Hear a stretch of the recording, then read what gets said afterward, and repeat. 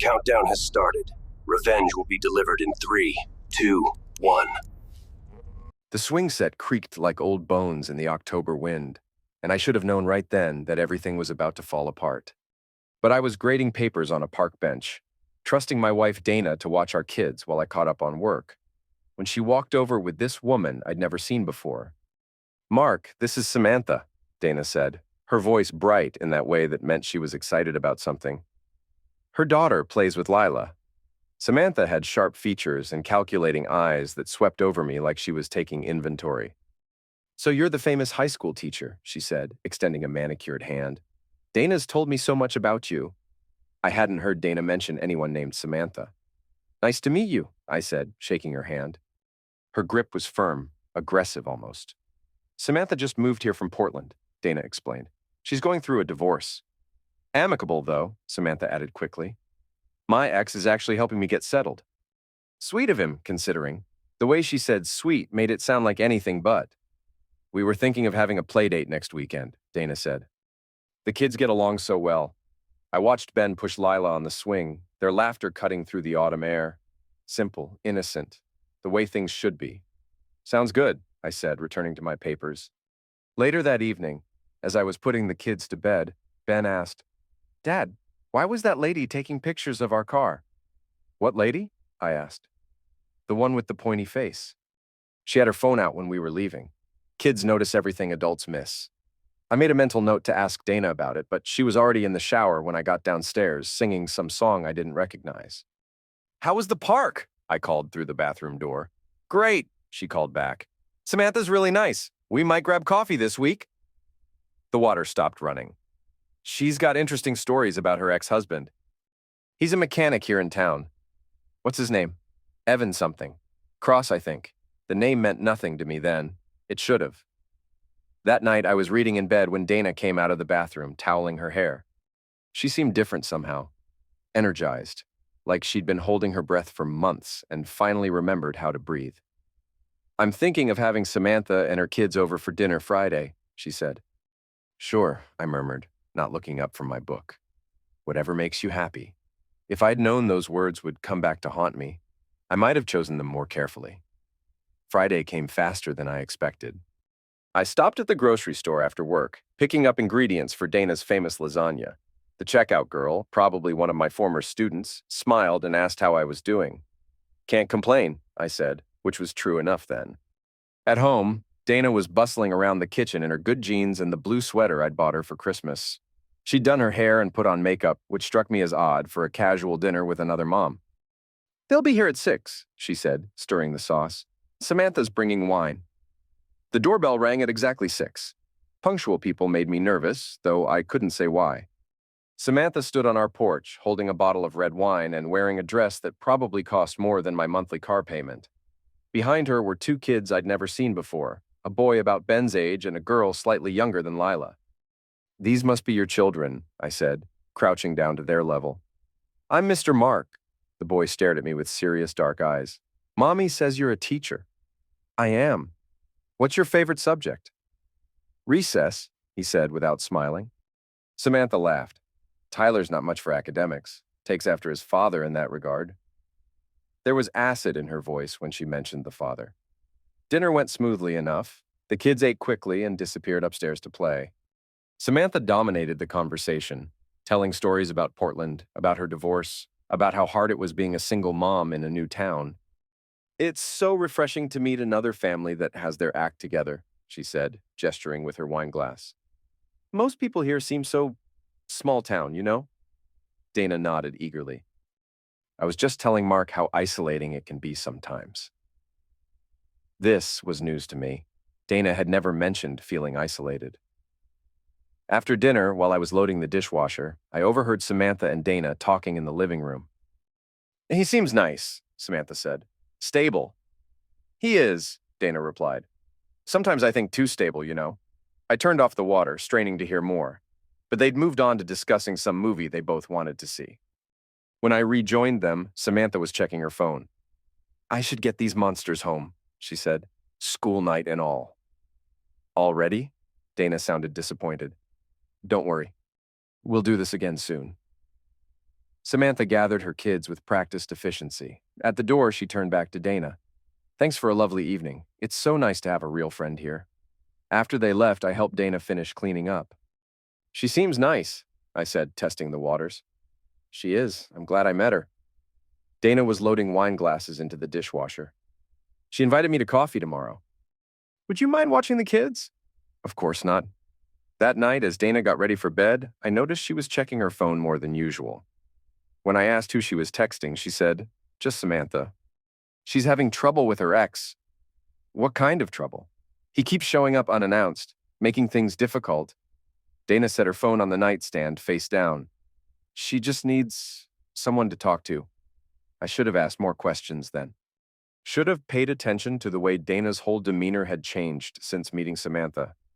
Should have wondered why a woman going through an amicable divorce needed so much emotional support. Instead, I kissed her goodnight and went to sleep, trusting that my wife of 8 years would never lie to me about something important. Saturday morning, Dana left for coffee wearing perfume. When I mentioned it, she said she'd been experimenting with different scents. The bottle on her dresser was new, something I'd never seen before. I'll probably be gone a couple hours, she said, kissing me goodbye. Samantha wants to show me around town. Have fun, I said, watching her back out of the driveway in her little Honda. She didn't come home for 4 hours. When I asked about the coffee, she said they'd lost track of time talking. When I asked about the tour, she said they'd just driven around, nothing special. When I asked if she'd had a good time, she said yes, but didn't elaborate. That evening, while grading papers at the kitchen table, I noticed Dana was quieter than usual. She kept glancing at her phone, smiling at messages she didn't share. Everything okay? I asked. Fine, she said. Just tired. But she didn't look tired. She looked like someone keeping a secret. That night, I lay in bed listening to her breathe and wondering when my wife had become a stranger. Monday morning brought the check engine light on my Honda. Perfect timing, considering our tight budget and the fact that I just bought new tires the month before. I can drop you off at school, Dana offered as I stared at the dashboard in our driveway. Thanks, but I should get this looked at today. Can't afford to let it turn into something worse.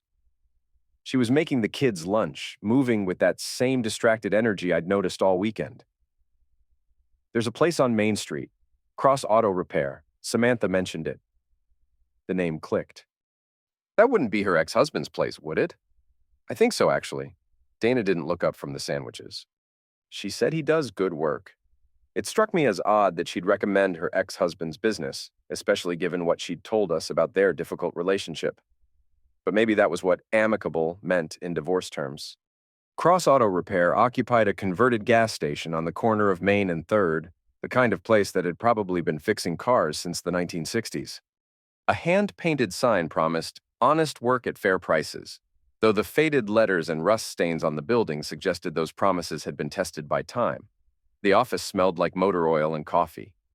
Behind the counter stood a man in his 30s with grease under his fingernails and the kind of confident posture that came from knowing exactly what you were good at. Help you? He asked, wiping his hands on a red shop rag. I'm Mark Highland. My check engine light came on this morning. His expression shifted almost imperceptibly when I said my name. Highland, he repeated. Your wife wouldn't happen to be Dana, would it? That's right. How did you... Small town, he said with a grin that didn't quite reach his eyes. My ex-wife Samantha mentioned I meeting you folks at the park. Said your wife was real friendly. This had to be Evan Cross. Up close, he was more imposing than I'd expected. Broad shoulders, calloused hands, the kind of presence that filled a room. Not what I'd pictured when Samantha described her amicable divorce. Right, I said. They've become friends. So I hear. He walked around the counter, keys in hand. Let's take a look at that Honda. We went outside to where my car was parked. Evan popped the hood with practiced ease, peering into the engine compartment like he was reading a familiar book. When's the last time you had the oil changed? He asked. 2 months ago? He pulled out a dipstick, examined it, then wiped it clean on his rag. System's running a little rough. Probably just needs a diagnostic to isolate the problem. How long will that take? Couple hours? You need a ride somewhere? The high school. I'm a teacher there. No kidding. Evan straightened up, slamming the hood shut. What subject? English? Must be nice having summers off. Regular hours. There was something in his tone I couldn't quite identify.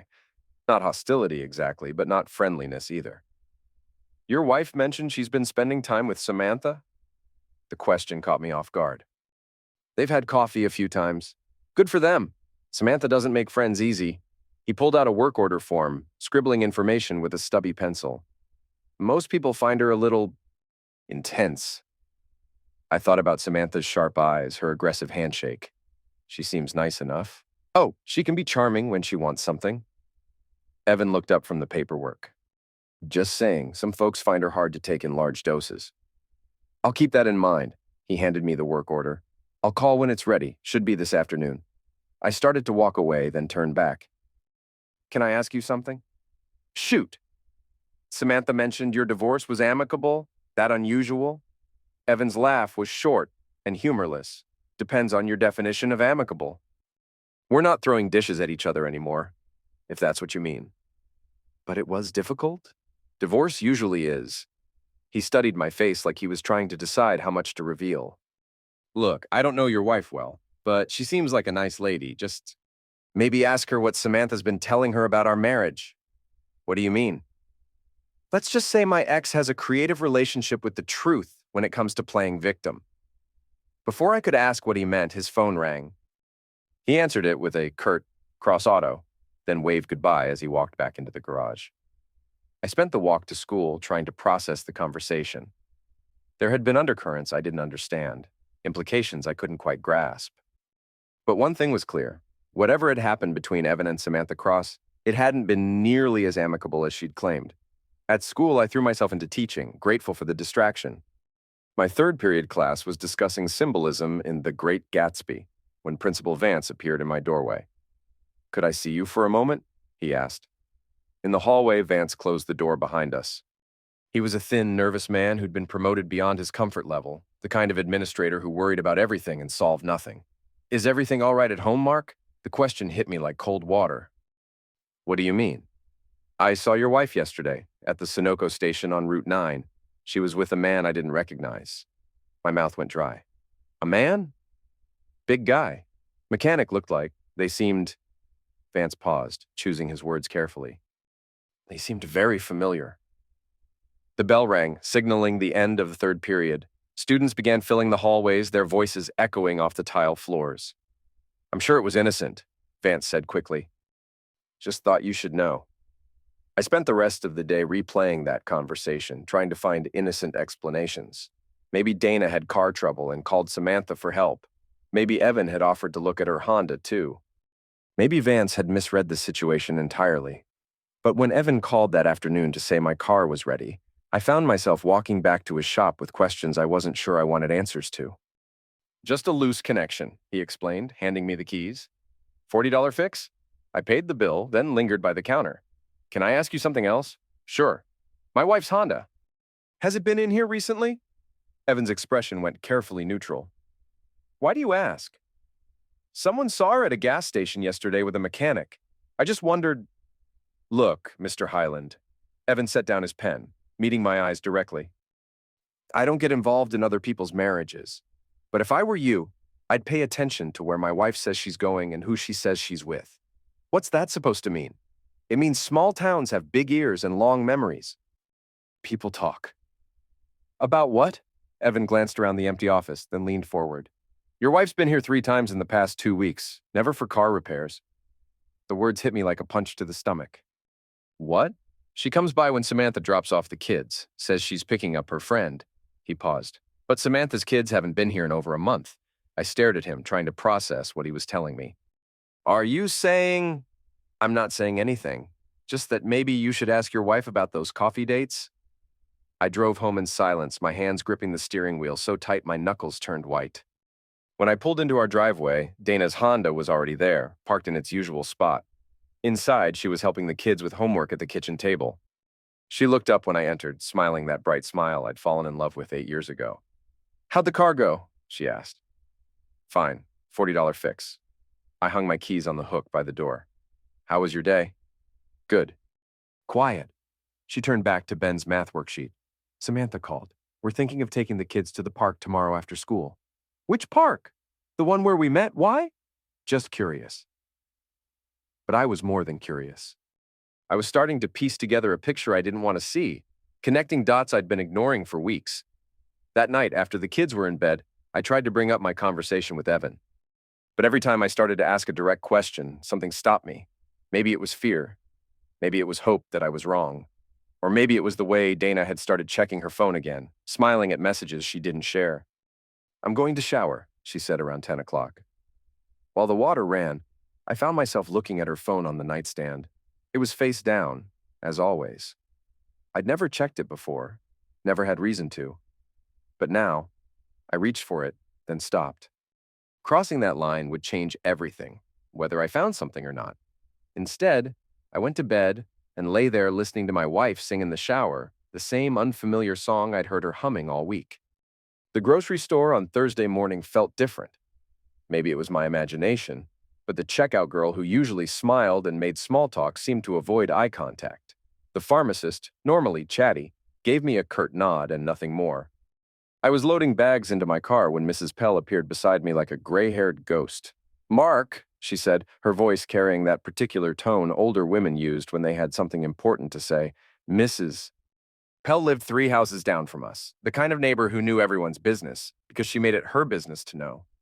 She'd brought casseroles when the kids were born and Christmas cookies every December, but she'd never sought me out in public before. "Mrs. Pell," I said, closing the trunk, "how are you?" "Fine, dear." I was wondering. She glanced around the parking lot like she was checking for spies. "Is everything all right at home?" The question was becoming disturbingly familiar. "Why do you ask?" "I've been seeing Dana's car parked on Elm Street quite a bit lately, in front of the Cross place." Her eyes were sharp behind wire-rimmed glasses. "Usually in the afternoon, after school hours." Elm Street. Where Evan lived, presumably. I felt something cold settle in my stomach. Are you sure it was her car? Blue Honda with the dent in the rear bumper? The one from when she backed into your mailbox last spring? It was definitely Dana's car. "I wouldn't normally mention it," Mrs. Pell continued, "but I haven't seen the crosswoman's car there when Dana visits. Just seems odd is all." I thanked her and drove home in a haze, my mind racing. Dana had said she was spending time with Samantha, but if Samantha wasn't at Evan's house when Dana visited... At home, I found Dana folding laundry in our bedroom. She looked up when I entered, and for just a moment I saw something flicker across her face. Guilt? Fear? It was gone so quickly I might have imagined it. "How was the store?" she asked. "Fine." I set the bags on the dresser. I ran into Mrs. Pell. "Oh?" Dana's hand stilled on the shirt she was folding. "She mentioned seeing your car on Elm Street." "Elm Street?" Dana resumed folding, but her movements were more deliberate now. "I don't think I know where that is." The lie was so casual, so effortless, that it took my breath away. I'd been married to this woman for 8 years, and she'd just lied to my face without hesitation. "It's where Evan Cross lives," I said quietly. "Is it? I wouldn't know."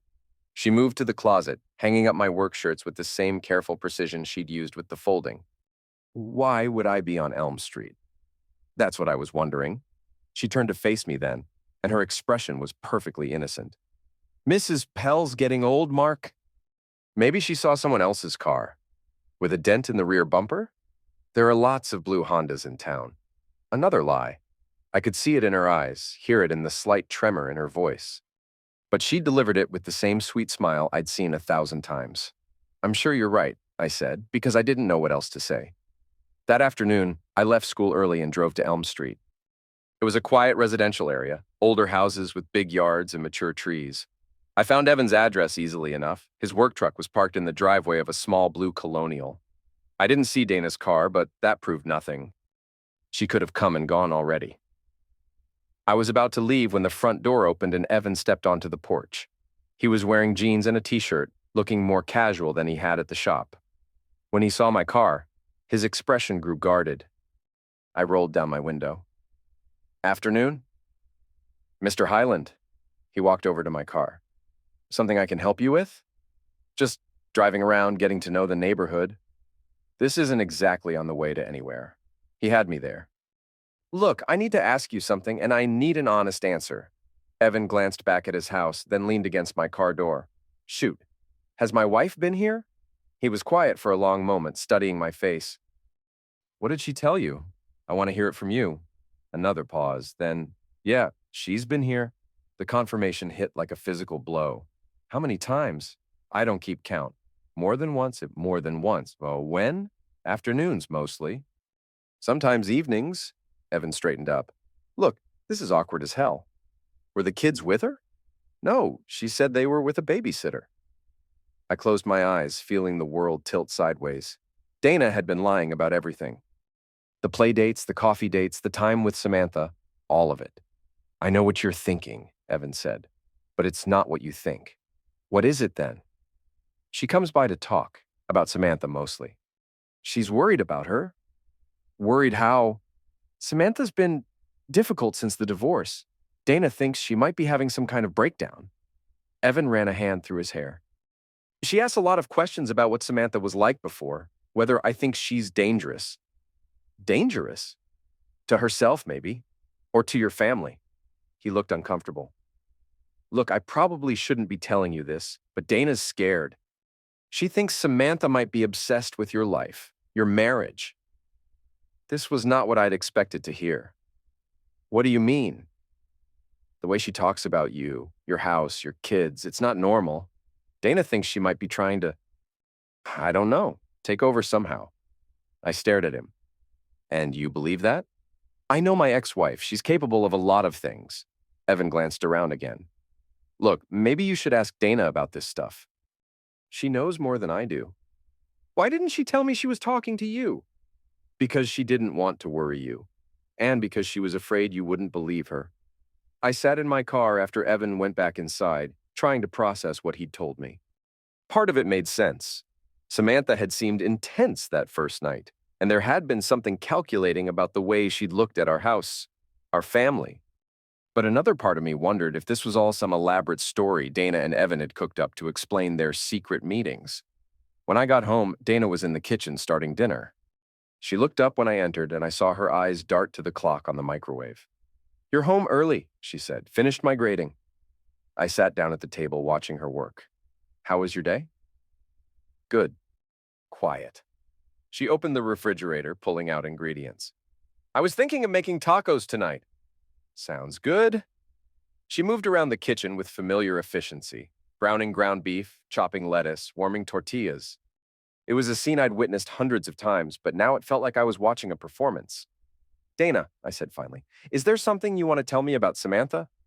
Her hands stilled on the cutting board. What do you mean? I'm wondering if maybe she's not the friend you thought she was. Why would you say that? Just a feeling. I watched her face carefully. Has she ever said or done anything that made you uncomfortable?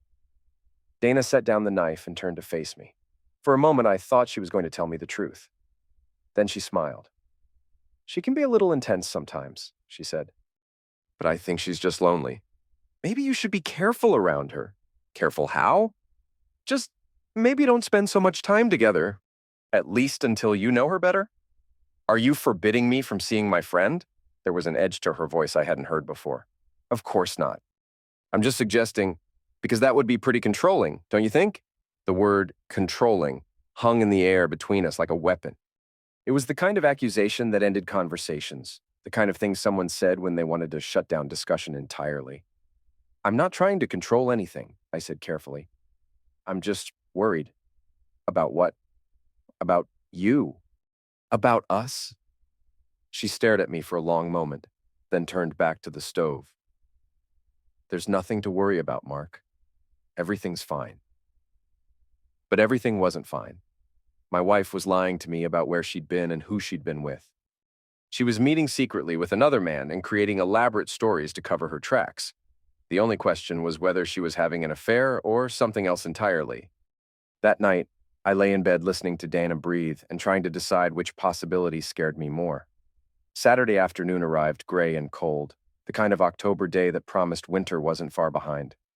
I was raking leaves in the front yard while Dana took the kids to the grocery store, or at least that's what she'd told me. I'd started keeping track of her comings and goings, writing down times and destinations in a small notebook I kept in my desk drawer. The pattern that emerged was disturbing. Dana was accounting for maybe half of her time truthfully. The rest was either completely fabricated or so vaguely described that it might as well have been.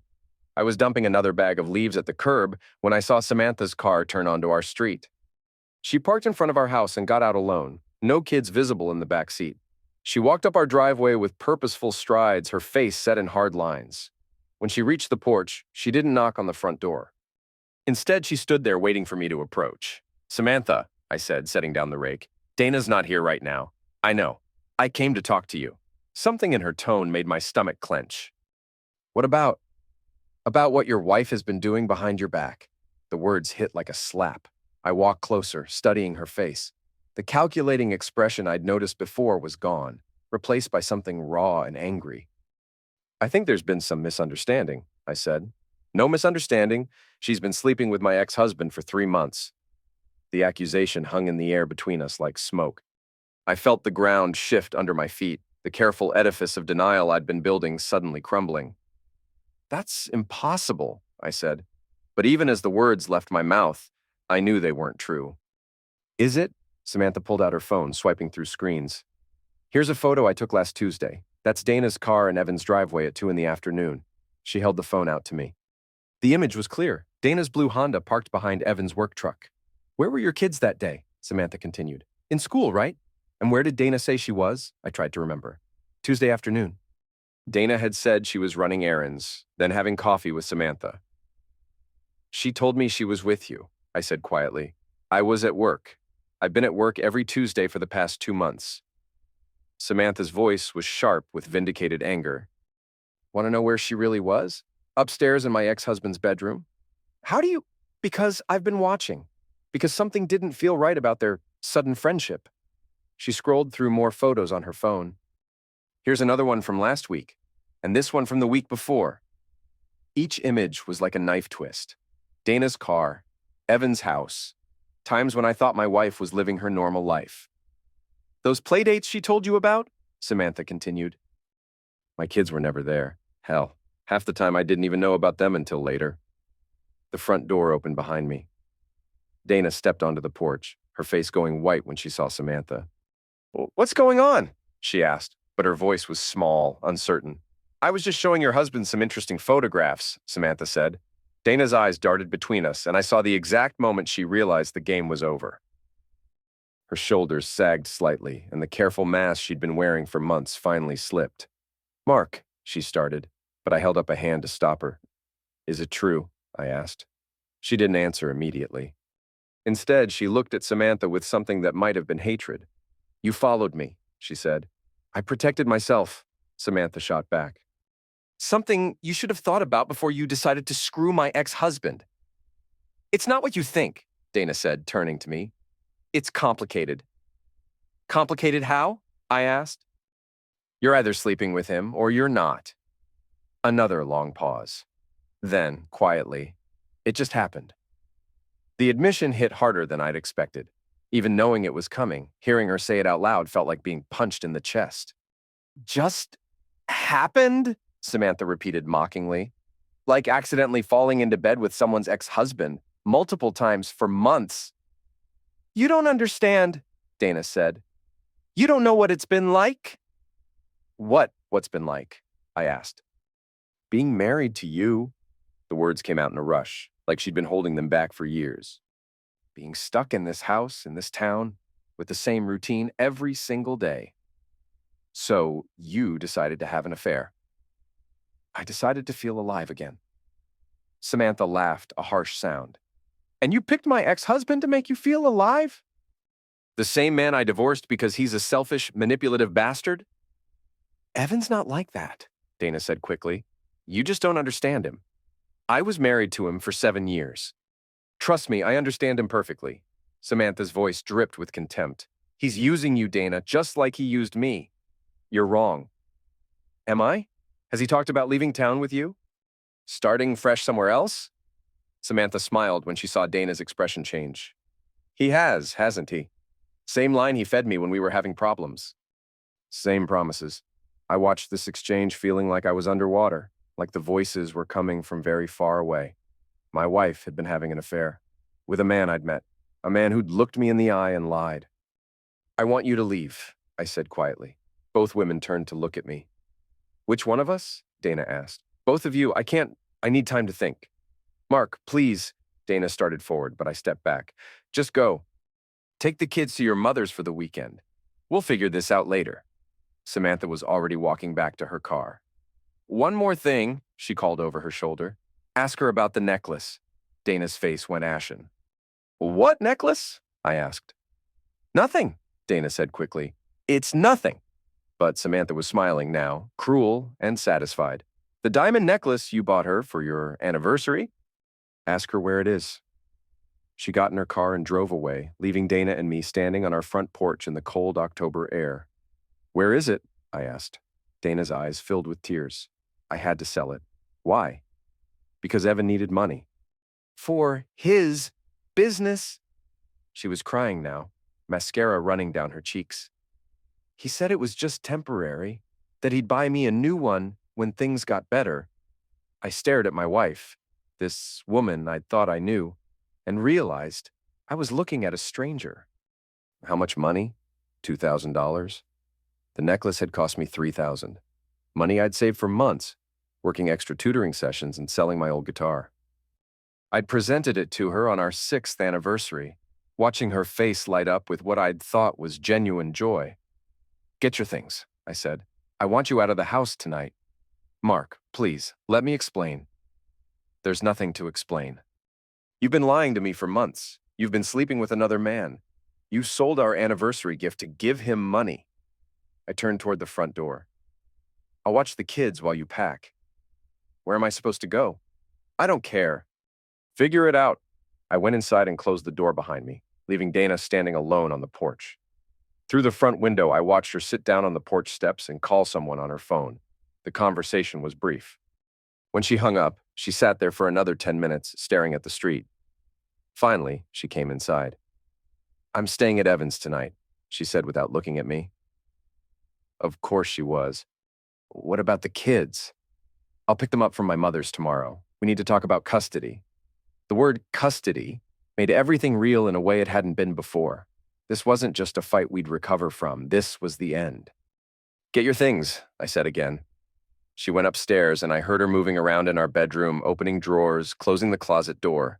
When she came back down 20 minutes later, she had a suitcase and her makeup bag. At the front door, she paused. Mark, I know you don't believe this right now, but I do love you. You have a funny way of showing it. She flinched like I'd hit her. I never meant for this to happen. But it did happen. For months. That's not an accident, Dana. That's a choice. She opened her mouth to say something else, then seemed to think better of it. Instead, she walked to her car and drove away, leaving me alone in the house that suddenly felt too big and too quiet. I spent the evening calling my mother-in-law to explain that Dana wouldn't be picking up the kids as planned, then calling my own parents to give them a carefully edited version of what had happened. By the time I finished those conversations, it was nearly midnight. I should have felt devastated. Instead, I felt oddly calm, like I'd been waiting for this shoe to drop for months without realizing it. That night, I slept in our bed alone for the first time in 8 years. I thought it would be difficult, but I slept better than I had in weeks. Monday morning, I called in sick to school and drove to the office of Meredith Lang, a lawyer I knew from school board meetings. She was a sharp woman in her 50s who'd handled several messy divorces in town, including the custody battle for one of my former students. I need advice, I told her receptionist. It's urgent. Meredith saw me within an hour. Her office was all dark wood and law books, the kind of place that looked expensive even when you weren't paying attention to the details. Mark, she said, gesturing for me to sit down. What can I do for you? I told her everything. The affair, the lies, the sold necklace. She took notes on a yellow legal pad, asking pointed questions about dates and times. How long do you think this has been going on? She asked. She admitted to 3 months. But looking back, I think it might have been longer. Any evidence besides the photographs Samantha showed you? Not yet. We need documentation. Credit card statements, phone records, anything that establishes a pattern of deception. She set down her pen. I have to ask, do you want to try to save the marriage? No. The answer came without hesitation, surprising even me. But it was true. Whatever Dana and I had built together, she'd burned it down. There was no coming back from months of calculated lies. Then we need to talk about custody, Meredith said. In cases like this, the court's primary concern is the best interests of the children. An affair doesn't automatically disqualify someone from custody, but a pattern of deceptive behavior might. What kind of pattern? Using the children as cover for meetings with her lover. Lying about her whereabouts when she was supposed to be supervising them. Financial deception. She flipped through her notes. The sold necklace is interesting. Did she have the right to sell it? It was a gift. Legally, I guess it was hers. But if she sold it without your knowledge to fund her affair, that speaks to character issues. Meredith leaned forward. Mark, I need to be honest with you. Custody cases can get ugly fast. Are you prepared for that? I thought about Ben and Lila, innocent and trusting, caught in the middle of something they couldn't understand. I'm prepared to do whatever it takes to protect my kids. Good. Then here's what we're going to do. For the next hour, Meredith outlined a strategy that felt like preparing for war. Document everything. Keep a detailed record of Dana's behavior. Gather evidence of her deception. Build a case that would convince a judge that the children's best interests lay with me. Don't confront her about anything you discover, she warned. Don't let her know you're building a case. The element of surprise will be crucial if we end up in court. I left her office feeling like I'd crossed another threshold. This wasn't just about ending my marriage anymore. It was about winning custody of my children. That afternoon, while Dana was presumably at Evan's house, I went through our financial records with methodical precision. Credit card statements revealed a pattern I'd been too trusting to notice before. Charges at restaurants I'd never been to. Gas purchases in parts of town Dana had no reason to visit. The pawn shop transaction for exactly $2,000 on the date she'd sold my anniversary gift. But the most damning evidence was in her phone records. I'd never looked at our cell phone bill closely before, assuming that the detailed breakdown of calls and texts was Dana's business. Now I saw dozens of calls and hundreds of text messages to a number I recognized as Evan's. The timing was revealing. The first contact had been the day after that initial meeting at the park, not 3 months ago, as Dana had claimed, but nearly 5 months ago. The frequency had escalated gradually, from a few texts per week to constant communication. I printed everything and put it in a manila folder, each piece of evidence another nail in the coffin of my marriage. Tuesday evening, Dana showed up to collect more of her belongings. She'd clearly been crying, and she looked exhausted. How are the kids? I asked. Confused. They keep asking when they're coming home. When are they? I thought maybe this weekend. If that's okay with you. The formal politeness between us felt surreal. 2 days ago, we'd been married. Now we were negotiating visitation schedules. That's fine, I said. But Dana, we need to talk about what comes next. She sat down at the kitchen table, the same spot where we'd eaten dinner as a family just a week ago. I know you want a divorce, she said. I don't blame you. It's not about what I want. It's about what you chose. I know. She wiped her eyes with a tissue. I just want you to know that I never wanted to hurt you. But you did hurt me. For months. I know. We sat in silence for a moment, the weight of 8 years pressing down on us. What happens now? She asked. I've talked to a lawyer. We'll work out custody and property division. Her face went pale. Custody? Did you think I'd just let you take the kids? I hoped we could work something out between us. Like you worked out your affair between you and Evan? She flinched. That's not fair. Fair? I laughed, but there was no humor in it. You want to talk about fair? Fair would have been being honest with me. Fair would have been asking for a divorce before you started sleeping with someone else. I didn't plan this, Mark. It just happened. No, it didn't just happen. You made choices. Every time you lied to me, every time you went to his house, every time you used our children as cover for your affair, those were choices. She was crying again now, but I felt nothing. No sympathy, no urge to comfort her.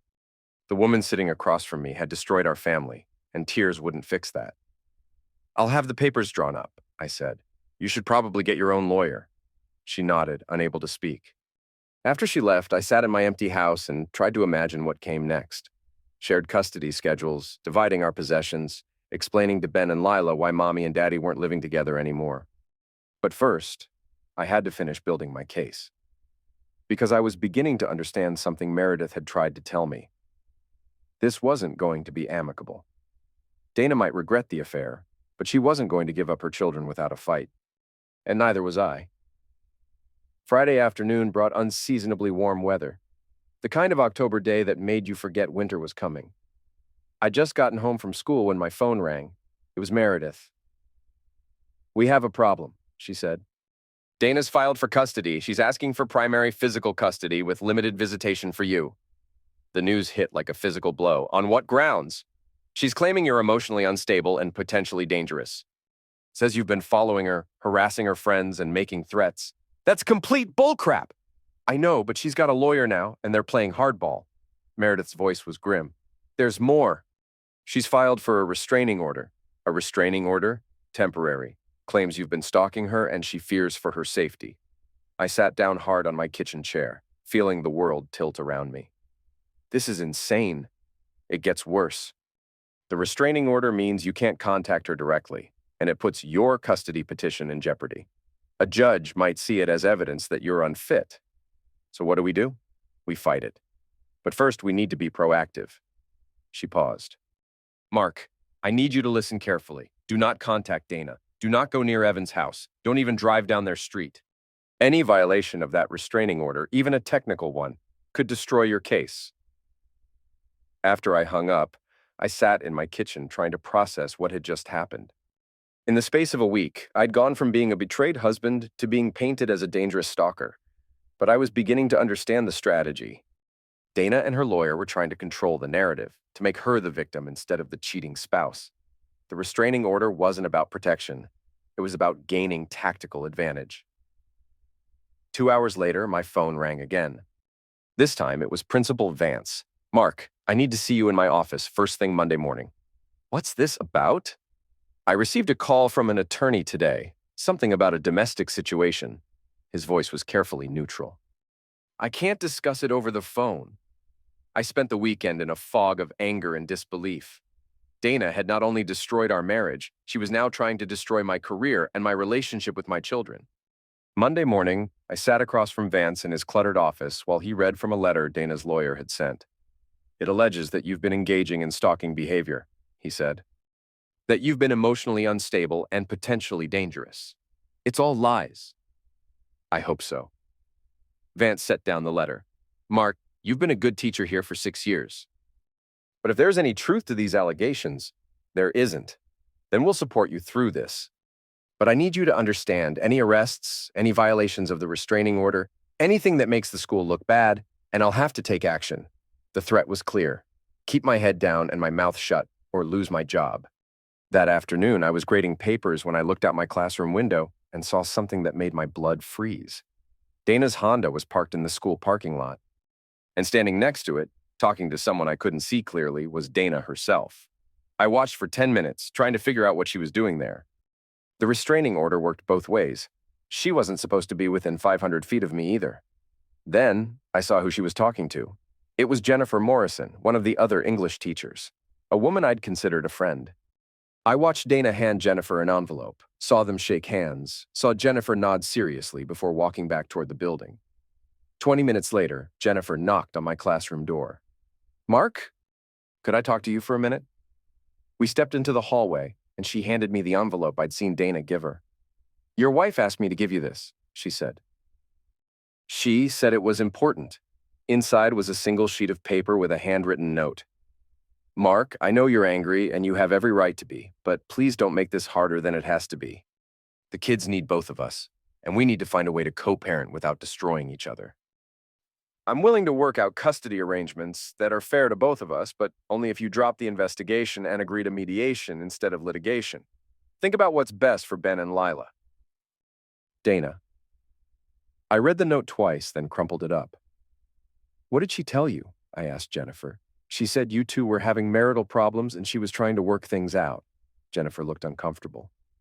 "Mark, is everything okay? You've seemed distracted lately." "Everything's fine," I lied. But everything wasn't fine. Dana was trying to control the situation by controlling the information. She was positioning herself as the reasonable party, the one trying to protect the children while I was being unreasonable. That evening, I called Meredith and read her the note. It's an attempt at negotiation, she said. But it's also manipulation. She's trying to make you feel guilty for pursuing your rights. Should I respond? Absolutely not. Any contact violates the restraining order. She paused. But Mark, I have to ask, are you sure you want to fight this? Custody battles can drag on for months. They're expensive, emotionally draining, and there's no guarantee we'll win. I'm sure. Then we move forward. But I need more ammunition. The next morning, I was leaving for school when I saw Evan's truck parked at the end of my street. He was sitting behind the wheel, apparently waiting for something. When he saw me, he got out and walked over. Despite the restraining order, I didn't think it applied to him. We need to talk, he said. I don't think that's a good idea. 5 minutes, that's all I need. Against my better judgment, I agreed. We walked to the corner, away from the houses and potential witnesses. Look, Evan said, I know what you must think of me. Do you? I think so, and you're probably right. He ran a hand through his hair. But I need you to know that Dana's the one who pursued this. I tried to stay away at first. At first? She kept coming around, said she was unhappy, that you didn't understand her. He looked genuinely uncomfortable. I've been down this road before with other married women. Usually I'm smart enough to walk away, but not this time. Not this time. He met my eyes. She's different. More determined. What's that supposed to mean? It means she's not going to give up easily. On me or on getting what she wants in the divorce. And what does she want? Everything. The house, the kids, alimony. Evan's smile was bitter. She's got this idea that she's entitled to it because you weren't meeting her emotional needs. Did she tell you that? She tells me a lot of things, most of it bullcrap if I'm being honest. I stared at him. Then why are you with her? Because I'm an idiot? He shrugged. And because she's good in bed? The casual cruelty of the comment took my breath away. This man had destroyed my marriage for Zex. Is there a point to this conversation? I asked. Yeah, there is. Evan's expression grew serious. She's planning something. I don't know what, but she's been making phone calls, meeting with people. She's building some kind of case against you. What kind of case? I don't know. But she keeps talking about how she needs to protect the children from you. Protect them from what? That's what I can't figure out. You seem like a decent enough guy. He paused. Look, I know this is awkward, but I thought you should know. Why are you telling me this? Because I don't like being used. And because I think she's using both of us. With that, he walked back to his truck and drove away, leaving me standing on the corner wondering what the hell was happening to my life. That afternoon, I drove to Elm Street, not to Evan's house, but to the end of the block where I could see his driveway without technically violating the restraining order. Dana's car was there, as I'd expected. But there was also a second car I didn't recognize, a black sedan with government plates. I waited for an hour, hidden behind a row of parked cars, until the front door opened. Dana emerged with a man in a suit, followed by Evan. They talked on the porch for a few minutes. Then the man in the suit handed Dana a business card and left. Whatever was happening, it was bigger than just a custody dispute. I was starting to understand that I wasn't just fighting for my children anymore. I was fighting for my freedom. The courthouse smelled like floor wax and fear. I sat next to Meredith at the plaintiff's table, watching Dana and her lawyer arrange papers at the defense table 20 feet away. She hadn't looked at me once since entering the courtroom. Judge Patricia Williams was a stern woman in her 60s with gray hair and wire-rimmed glasses. She'd been on the bench for 15 years and had a reputation for cutting through bullcrap to get to the truth. This is an emergency custody hearing, she announced. I've reviewed the filings from both parties. Mrs. Lang, you may present your client's case. Meredith stood up, straightening her jacket. Your Honor, this case centers on a simple question. Which parent has prioritized the children's welfare and which has prioritized their own desires? For the next hour, she methodically laid out Dana's pattern of deception. The false playdates. The secret meetings with Evan Cross. The financial betrayal of selling the anniversary necklace. Mrs. Hyland used her children as cover for an extramarital affair, Meredith said. She told her husband she was taking Ben and Lila to playdates when she was actually meeting her lover. She left the children with babysitters and lied about her whereabouts. This isn't just marital infidelity, it's parental negligence. She presented the credit card records, the phone logs, the photographs Samantha had taken. Each piece of evidence was another nail in Dana's coffin. When it was Dana's lawyer's turn, he painted a different picture entirely. "Your Honor," he said, "my client made a mistake. She had an affair and she regrets it. But that doesn't make her an unfit mother." He argued that Dana had been driven to the affair by her husband's emotional neglect, that she'd been isolated and depressed, that she'd made poor choices but never put the children at risk. "Mr. Highland has engaged in stalking behavior," he continued. "He's followed my client, harassed her friends, and created an atmosphere of intimidation and fear." It was all lies, but the lawyer delivered them with conviction. Then Dana took the stand. She looked smaller somehow, dressed in a conservative blue suit that made her seem vulnerable. When she spoke, her voice was soft, uncertain. "I know I made mistakes," she said. "I know I hurt my husband, and I'll regret that for the rest of my life. But I never did anything to hurt my children." "Mrs. Highland," her lawyer prompted, "can you tell the court about your husband's behavior following the discovery of your affair?" "He became obsessive," Dana said. "Following me, checking up on me constantly, I was afraid of what he might do." "Were you afraid for your physical safety?" "Yes. He has a temper, and when he gets angry..." She trailed off, letting the implication hang in the air. I wanted to jump up and scream that it was all lies, but Meredith had coached me to stay calm, to let her handle the legal arguments. "Mrs. Highland," Dana's lawyer continued, "in your opinion, would it be in the children's best interests to live primarily with their father?" "No," Dana said, her eyes filling with tears. "I think they need stability, and Mark is too angry right now to provide that." When it was Meredith's turn to cross-examine, she didn't hold back. "Mrs. Highland, you testified that you never put your children at risk. Is that correct?" "Yes. But you left them with babysitters while you engaged in sexual encounters with Mr. Cross, didn't you?" Dana's composure cracked slightly. Yes, but they were safe." "Safe with people you paid to watch them while you committed adultery?" "Objection," Dana's lawyer said. "Inflammatory language." "Sustained," the judge said. "Rephrase, counselor." "Mrs. Highland, isn't it true that you regularly lied to your husband about your whereabouts? I didn't want to hurt him, so you chose to deceive him instead? I was trying to protect everyone. By having an affair." Dana didn't answer. "Mrs. Highland, you testified that your husband has a temper. Can you give the court a specific example of when he lost his temper with you or the children?" Another long pause. He gets quiet when he's angry. It's intimidating." "So, your husband's bad behavior is that he gets quiet?" "It's more than that. It's the way he looks at me." "The way he looks at you?" "Yes." "Mrs. Highland, isn't it true that you've never seen your husband raise his voice to you or the children?" "Well, no, but isn't it true that he's never threatened you physically?"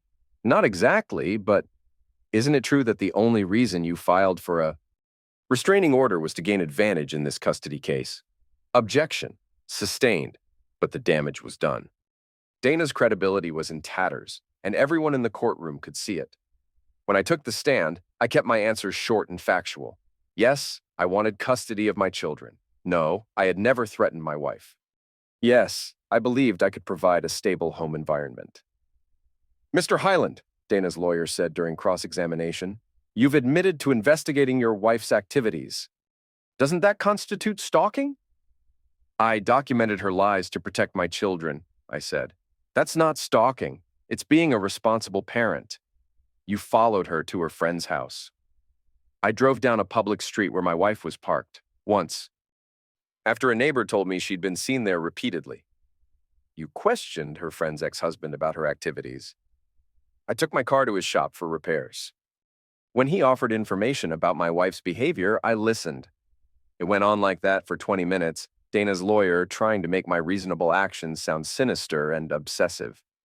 But Meredith had prepared me well, and I didn't take the bait. The final witness was Samantha Cross. I hadn't seen her since that confrontation on my front porch, and she looked different now, more composed, less angry. She wore a simple black dress and no makeup, projecting an image of quiet dignity. Miss Cross, Meredith said, what prompted you to inform Mr. Highland about his wife's affair? I discovered that Dana had been using playdates with my children as cover for meetings with my ex-husband, Samantha said. When I realized the children were being used as props in their deception, I felt obligated to tell the truth. Had you and Mrs. Highland actually arranged these playdates? No. She was claiming to be with me and my children when she was actually with my ex-husband. I didn't even know about most of these supposed playdates until after they'd supposedly occurred. In your opinion, was Mrs. Highland putting the children at risk? She was teaching them that lying is acceptable, that using people is acceptable. That's not the kind of influence I want around my own children. During cross-examination, Dana's lawyer tried to paint Samantha as a vindictive ex-wife, but she remained calm and factual. When he asked why she'd taken photographs of Dana's car, she gave a simple answer: because I needed proof. I knew no one would believe me without evidence. After all the testimony was concluded, Judge Williams called for a 30-minute recess to review the evidence. Meredith and I sat in the hallway, not talking, both lost in our own thoughts. When court reconvened, the judge's expression was unreadable. I've considered all the evidence and testimony presented today, she said. This case involves some serious allegations and counter-allegations. She paused, looking at both tables. The court finds that Mrs. Highland engaged in a pattern of deception that lasted several months. She lied repeatedly to her husband about her whereabouts and activities. She used her children as cover for an extramarital affair. She sold marital property without her husband's knowledge to fund that affair. Dana's face was white. However, the judge continued, the court also finds no evidence that Mrs. Highland physically endangered the children or that Mr. Highland poses any threat to his family. My heart was pounding. That said, the court is deeply troubled by Mrs. Highland's willingness to use her children as tools in her deception. This behavior suggests a fundamental lack of judgment regarding the children's emotional welfare. Judge Williams looked directly at Dana. Therefore, the court awards primary physical custody to Mr. Highland. Mrs. Highland will have supervised visitation every other weekend until such time as she can demonstrate that she has addressed the issues that led to this situation. I felt like I couldn't breathe. I'd won. Furthermore, the judge continued, the restraining order is dismissed as being without merit. Dana was crying now, but quietly. Her lawyer patted her shoulder and whispered something I couldn't hear. After the judge left, Meredith shook my hand. Congratulations, she said.